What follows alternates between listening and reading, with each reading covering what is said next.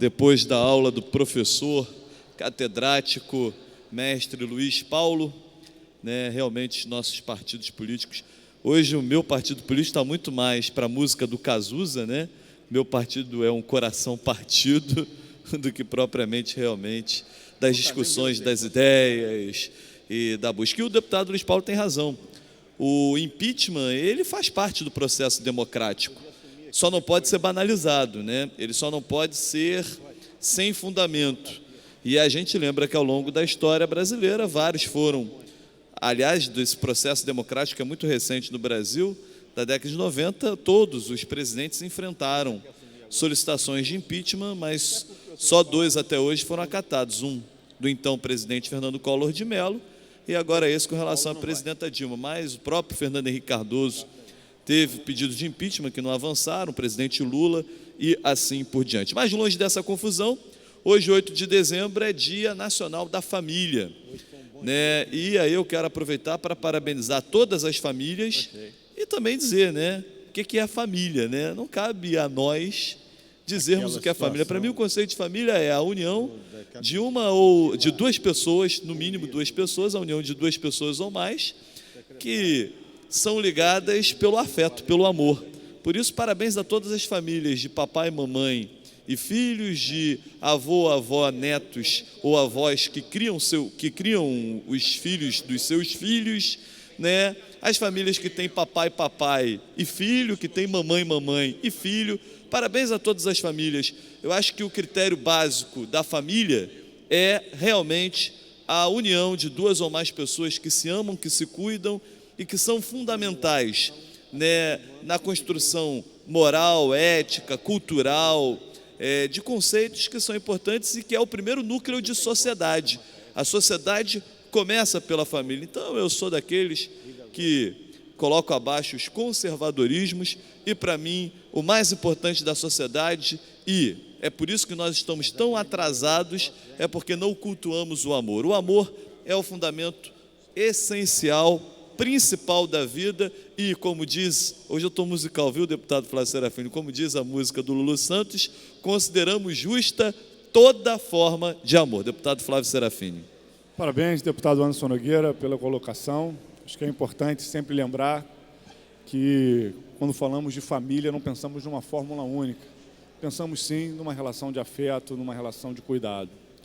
E, infelizmente, hoje no nosso país, muita gente não considera que seja um direito de cada um expressar o seu afeto, ou a sua sexualidade, ou a sua identidade como bem entender. E, por isso, o Brasil hoje bate, inclusive, alguns recordes no que diz respeito à violência contra homossexuais, contra transexuais também.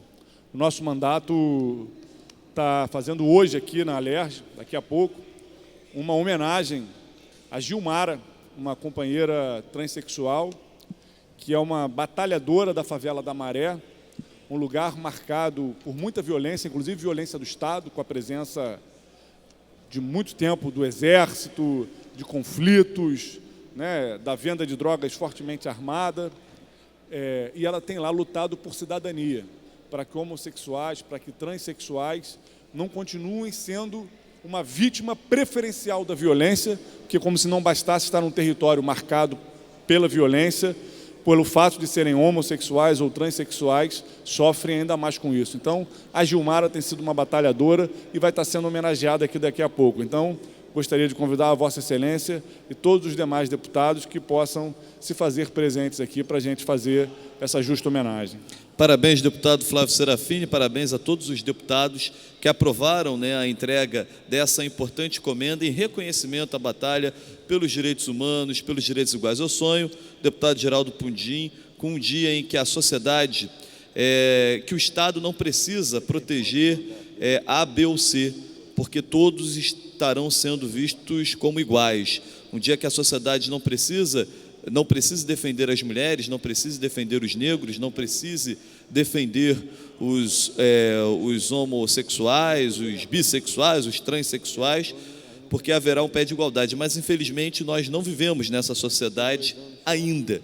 E é papel fundamental do Estado cuidar daqueles que são invisíveis, daqueles que muitas das vezes enfrentam a tudo e a todos para que possam ter o direito básico que é a felicidade. A Constituição norte-americana é muito feliz quando em um de seus artigos diz que todos têm direito à felicidade.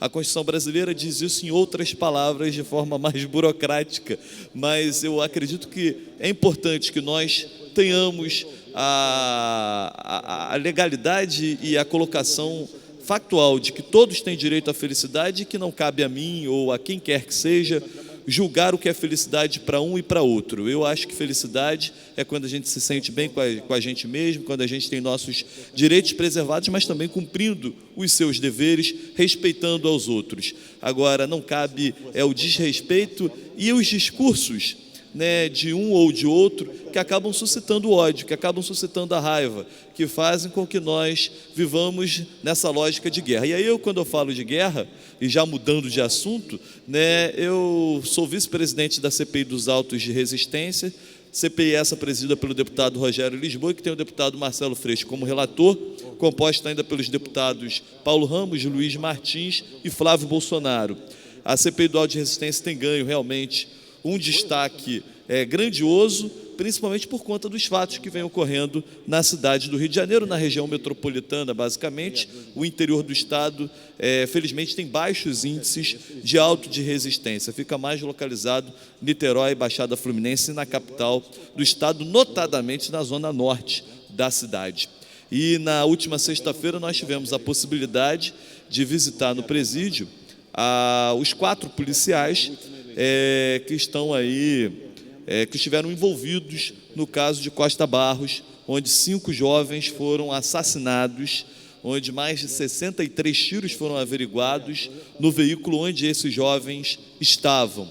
E aí eu quero esclarecer alguns pontos. Primeiro ponto: CPI não tem que fazer papel do judiciário, né? Cabe ao judiciário fazer o julgamento deles, cabe ao Ministério Público fazer a acusação, à Defensoria Pública dar o direito da defesa, ou seja, esse é um papel do judiciário. Qual é o papel do legislativo? O papel do legislativo é se debruçar sobre o tema.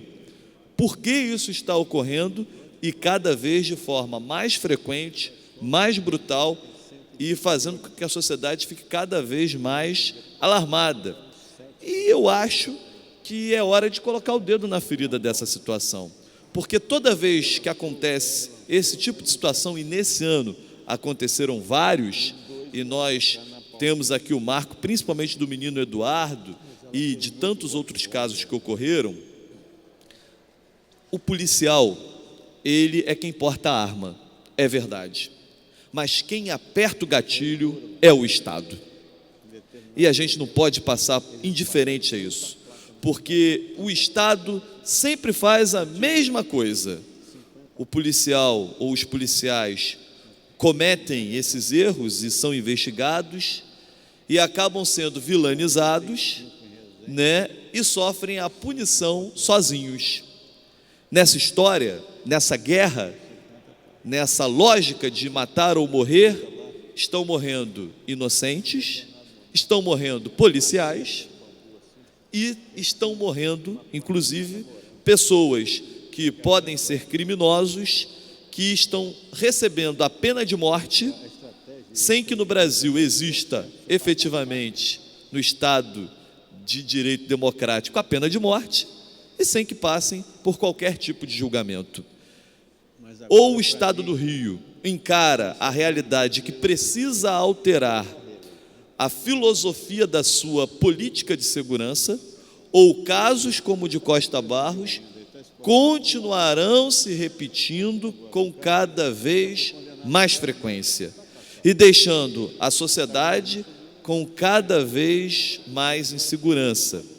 Eu não quero aqui, claro, concluir o trabalho da CPI, porque isso está longe de acontecer. Tenho certeza que será feito um excepcional relatório por parte do deputado Marcelo Freixo, mas nós temos que, sim, paulatinamente, fazermos as colocações devidas e dividir essa responsabilidade também com o Estado. Não é correto que o Estado tenha na pasta de segurança o maior volume de recursos e se esqueça e coloque as secretarias e as pastas de educação e saúde abaixo da segurança.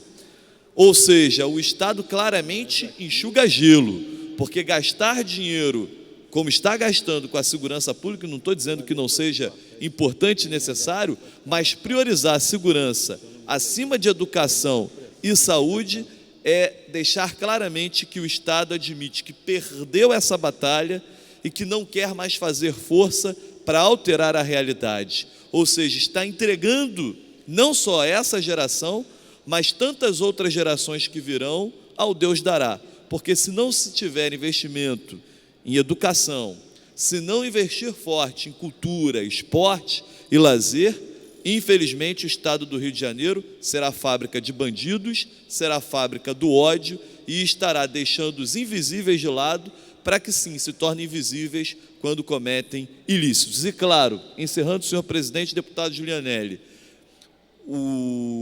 a federação, a União, os deputados federais, senadores, deviam estar provocando uma ampla discussão da política pública de drogas no Brasil. Droga tem que ser tratado, o usuário tem que ser tratado como caso de saúde pública. Isso precisa ser revisto, e palavras do major do Comando Maior do Estado, em audiência na CPI do auto de resistência. Nós estamos perdendo muito tempo com usuários de drogas e esquecendo e não conseguindo prender traficantes e assassinos.